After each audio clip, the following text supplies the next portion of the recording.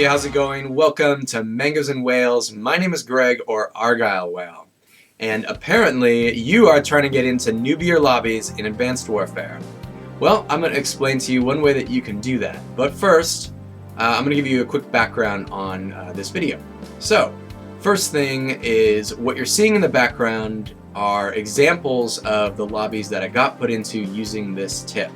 So there's no gameplay in this one, it's just lobbies, and you're going to see that this tip works, and it works regularly. Like, you will get put with a lot of noobs, and it'll happen pretty consistently. Another thing is, I did actually make a video on this subject about a month ago, basically on the same tip, but it was a little lengthy of a video, and I didn't really feel like I explained it all that well anyway, so I'm really just trying to do a better job with this one. And finally, I should say that I'm mainly making this video for my fellow camo hunters out there, those of you guys who are going for challenges, but of course this will work if you're trying to get great gameplay and trying to do that against noobs as well. Alright, so let's hop right into it. I have 4 steps for you, and here is step number 1. Pick out the tough ones. So what I mean by this is go through all the challenges that you want to get done in Advanced Warfare, and figure out which ones are going to be the most difficult for you to get done, especially if you're playing against tryhards. Like the ones that you're really going to struggle with. So for me, that was stuff like the crossbow camos, the MDL camos, the pistols, the NA45. I'm not so good with the NA45, at least not yet. Maybe one day I will be, but we'll see. So yeah, pick out the tough ones, and then make a list, gather them all there. And that's step number 1. So, step number 2 is to commit. And what I mean by that is commit to working on all of those in a row. So, no breaks in between working on all of those challenges. Don't slip up and start using the Bal 27. I know it'll be tempting, but just commit to doing them all before you go back to the good guns.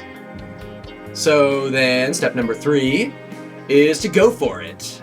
Just start working on them. Start, just say, okay, I'm gonna go ahead and start. Pick up a bad gun and start trying to get camos done for it. And be patient. We'll take a few games. You're gonna struggle for a little while, and that's the point.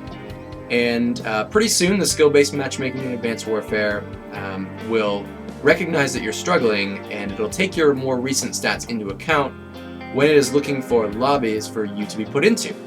So that ends up working out really well.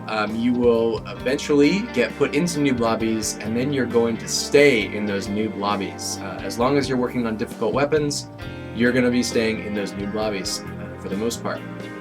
So I would say for me it took about maybe, 10 games roughly speaking for the skill-based matchmaking to really catch on that I was having a rough time.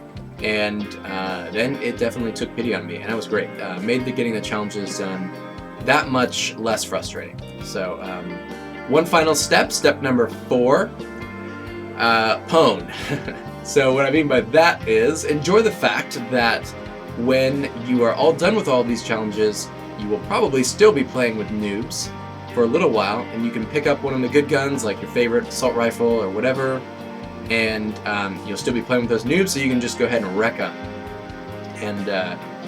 And you can, once again, it'll be, 5 to 10 games or so before the skill-based matchmaking figures it out. I mean, depending on how good you do. Before the skill-based matchmaking figures out, okay, wait a minute, this guy's too good for these lobbies, and it puts you back into tryhard lobbies. So, hopefully this helps you guys, and feel free to leave a like, comment, or subscribe. And subscribe, maybe. And I'll see you in the next video. Take it easy.